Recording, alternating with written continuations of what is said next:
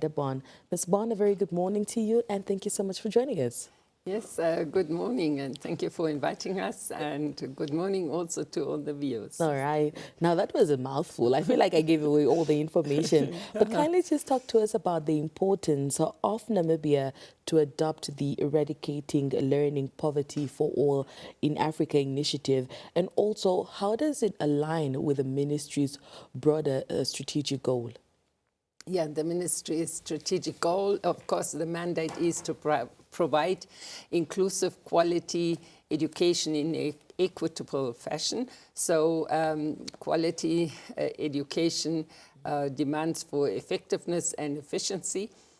And we have observed, even prior to COVID, that the learning outcomes measured against the SDG 4 goal of education for all is that though we provide access, the learning outcomes are not meeting the targets that we have set ourselves in the global arena, but also then locally.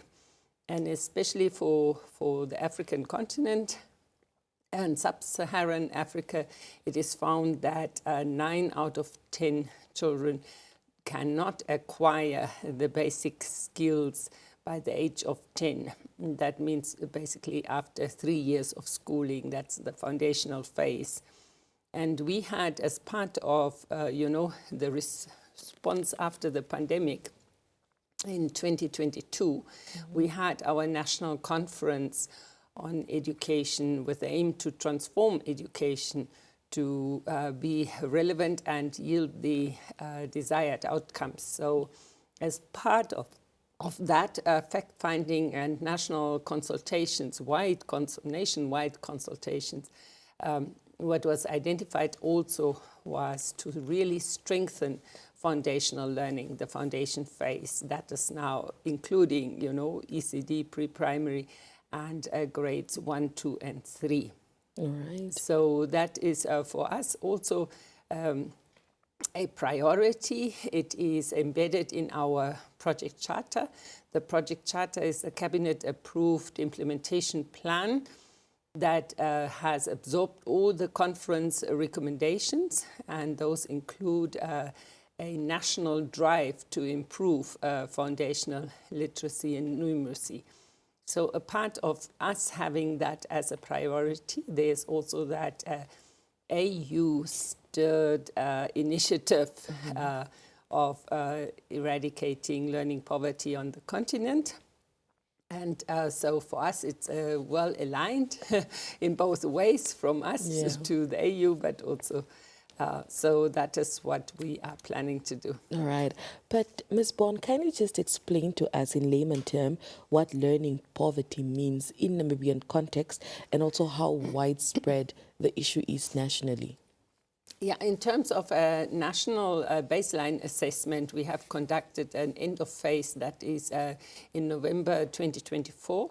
We had sampled a statistically significant sample for grade 3 learners to be tested with a standardized test. All right. And the outcomes there were that it's in terms of numeracy, we were faring slightly better, that just above 30% of learners achieved the basic competencies required or expected at the end of junior primary. But for literacy, the outcome was much lower. It was 28%.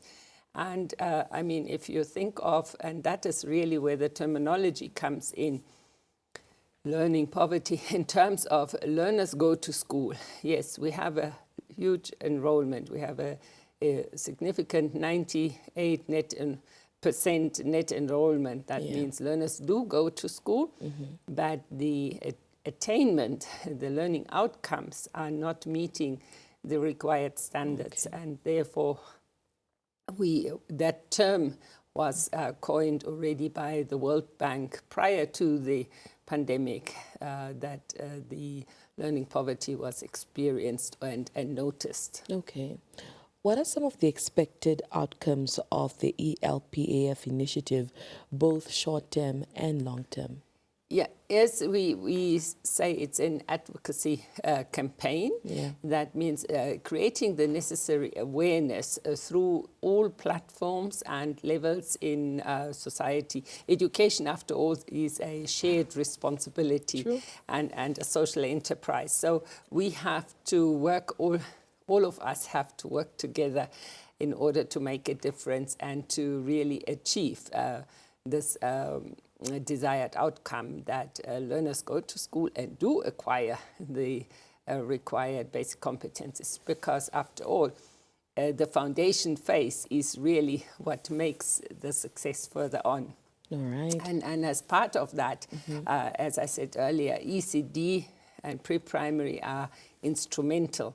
And so we do work together closely with the Ministry of Gender, Equality and Social Welfare in order to really bridge the gap and ensure that all learners have access to ECD pre-primary and then achieve at junior primary. All right. Now, the ministry will equally be hosting a symposium.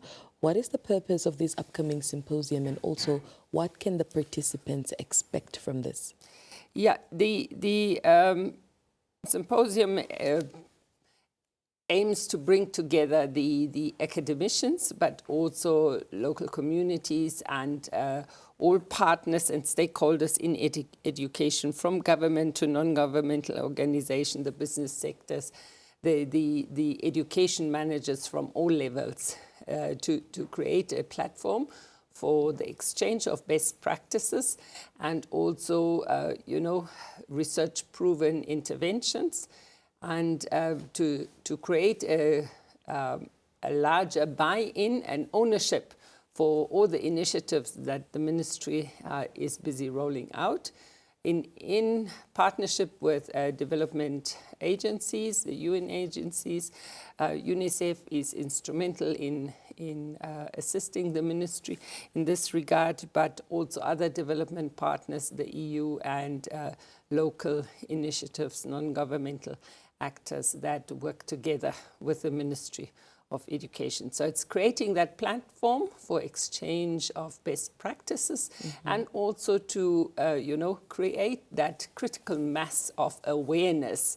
And only through the awareness of the shortcomings, we can, have a larger multiplier effect of the interventions. Yeah. Now, the ministry has also issued a call for abstract as part of the symposium.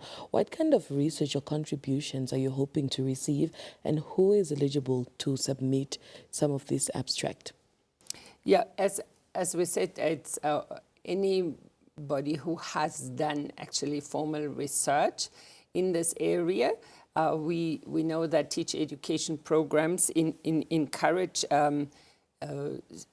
student teachers to do research, action-based research, case studies and alike, as well as larger intervention studies that have been conducted with a focus on inclusiveness, with also a focus on